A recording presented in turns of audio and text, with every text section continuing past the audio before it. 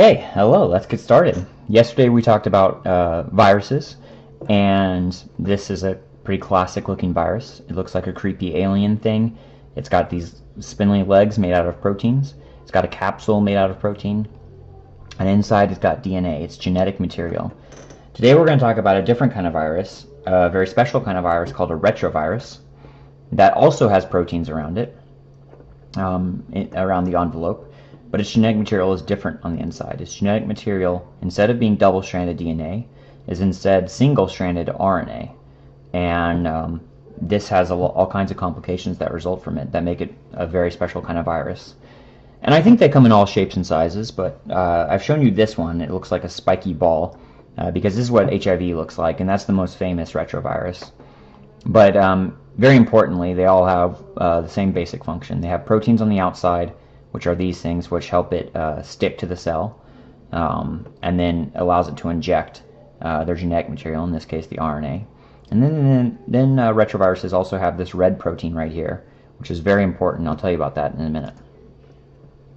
So they inject their genetic material, they inject this RNA into the host cell, and the problem with this, the central problem with retroviruses period, is that they can't replicate their RNA, because there's no enzyme in the world that makes RNA using RNA as a template. There's no enzyme in the world that replicates RNA.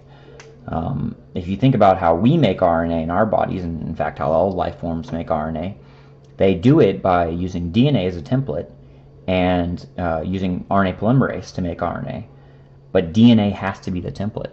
With regular RNA, you can't make more RNA using RNA as a template. So that's a really big problem. But fortunately, retroviruses have this red protein in here called reverse transcriptase. And if you remember, we talked about reverse transcriptase when we were talking about the central dogma, and that it defies the central dogma. The central dogma says that you take DNA, you use it to make RNA, you use that to make proteins. Reverse transcriptase takes RNA and it makes DNA from it. And so it's absolutely essential to the existence of a retrovirus that it has reverse transcriptase inside with its RNA, because now that it's injecting the RNA and it's reverse transcribing the RNA into DNA, now this DNA can do everything a normal virus would do. It can be used to replicate itself, it can be used to make viral proteins, and this virus can enter the lytic cycle and make a million more viruses and explode open the cell, lyse open the cell to make, to infect a million more cells. Or it can enter the lysogenic cycle by the DNA integrating into the host cell's DNA.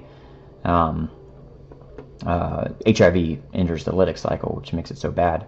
I mentioned lytic cycle because I'm talking about HIV as my primary example today. But the thing about retroviruses that makes them special, in addition to this, is they are some of the fastest evolving organisms. We can't call them organisms because they're not living, but the fastest evolving biological entities on planet Earth. And that's because of the nature of them having RNA as genetic material.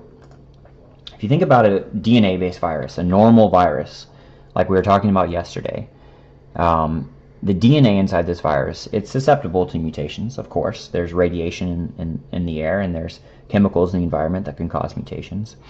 And if they inject their DNA that's been mutated into the host cell, that DNA can be fixed. Bacterial cells, eukaryotic cells, all living cells have enzymes inside them that are error-checking enzymes. What they do is they see if there's a mutation. If there is a mutation, they fix it. But how does the cell know that there's a mutation? For all it knows is that's just a sequence of DNA. Well, with DNA, it's double-stranded. So you can go along the double-stranded DNA, and if there are two base pairs that don't match up, for example, there's an A right here and a G right here, then you know that there's a problem. And the G was probably caused through a mutation, and it needs to be taken out and replaced with a T. And how does the cell know it should be replaced with a T? Because there's an A right there. So the cell will do that, and the mutations that accrue in DNA-based viruses are fixed before the virus starts to reproduce itself. However, in a retrovirus, the RNA that's inside gets mutated. And that RNA is not fixed before the RNA starts to replicate itself. Sorry, the retrovirus starts to reproduce itself. Think about that. RNA is single-stranded. You get mutations on that RNA and you inject that mutated RNA inside the cell. There is no second strand of RNA for the cell to check and see if that RNA has mutations. So any alterations of the RNA sequence that happened inside the virus, the cell has no idea that those are mutations. The cell has no idea that those weren't always there. And so the cell will use reverse transcriptase to make DNA from the RNA based on the RNA sequence. If the RNA sequence is mutated, then it will make mutated DNA, or at least permanently altered DNA, from that RNA sequence. And that mutation will, in a sense, be locked forever into the DNA.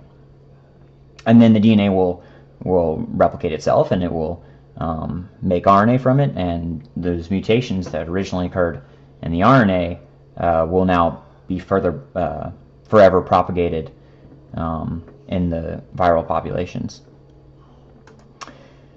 Because of this, retroviruses evolve a lot more quickly. Now they don't reproduce more quickly than DNA-based viruses. In fact, you can imagine they reproduce a little bit more slowly because they have to do reverse transcriptase first in order to make their genetic material into DNA. So they reproduce about the same rate, if not a little bit slower, but they're able to acquire mutations a lot more frequently because there's no RNA-based error checking enzymes.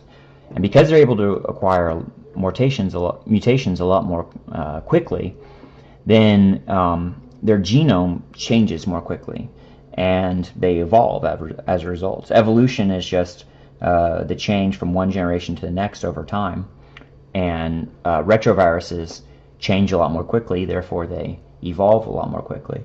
They're not any more susceptible to mutations, but they're more susceptible to those mutations permanently altering the genome of the virus, because those mutations are never corrected when the genetic material goes into the virus. So, for this reason, an evolution of viruses that commonly happens in hospitals is drug resistance. A phenotype you can imagine of a virus is its susceptibility to a drug. And in fact, there's a class of drugs called antiretrovirals. If you know anyone with HIV, you know that they are very, very effectively treating their HIV using retroviral drugs. And in fact, the retroviral drugs have really expanded and become a lot more sophisticated in the past 20 years by targeting things that are specific to retroviruses, for example, reverse transcriptase.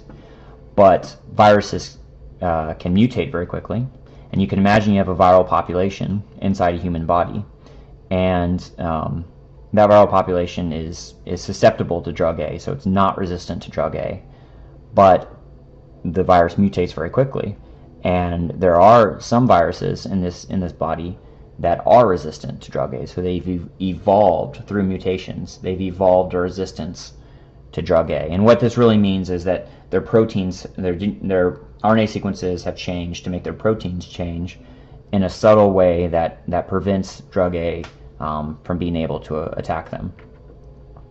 If you treat this person with drug A, then it kills all the viruses that are not resistant to drug A, and there are some resistant forms that are alive. However, it's free reign for these resistance forms. You're essentially clearing out an apartment complex and letting all these empty apartments open for all these little drug-resistant viruses to start living, and they start reproducing and spreading throughout the body. And the only way to treat it now is to treat this individual with a drug that these viruses are not resistant to. And you can imagine that this will keep on happening. You know, if you treat it with one drug, it'll kill all the viruses except this one, which will then reproduce, and it'll be a new set of problems. And so what doctors often do is they treat people with multiple different kinds of retroviruses at once, and that will kill almost all the viruses.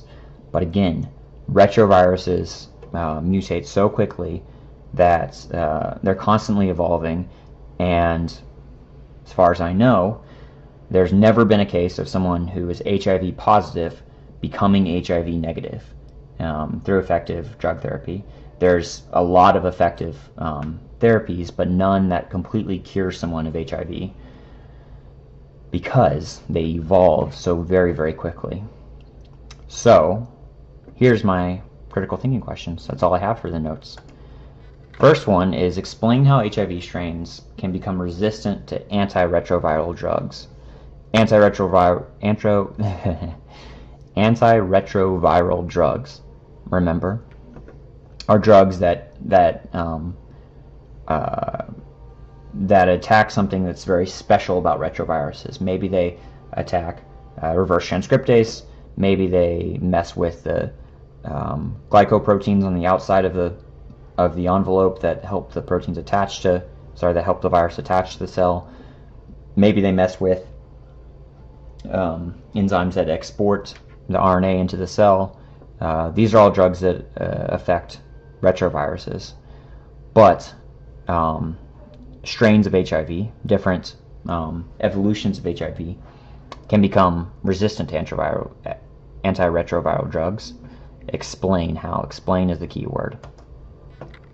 And then, very similar to what you did yesterday, draw the lytic cycle of the HIV virus. Again, the HIV virus is a retrovirus, so draw the lytic cycle of a retrovirus, but show reverse transcriptase, and indicate the point at which the genetic material can acquire mutations much more rapidly than DNA-based viruses. There is a point where everything's normal, and then there's a point where RNA, the genetic material, can acquire mutations more rapidly than DNA-based viruses. I want you to indicate that with an asterisk or an arrow or something like that. And here's your closure. Explain why retroviruses evolve more rapidly than DNA-based viruses. Pay attention to this word, evolve. I didn't say reproduce. And that's all. And now we're about to stare into the infinite screen of smallness. Here's a cursor within a cursor within a cursor, and then here's a finger within a finger within a finger. You guys have a great day. Thank you very much.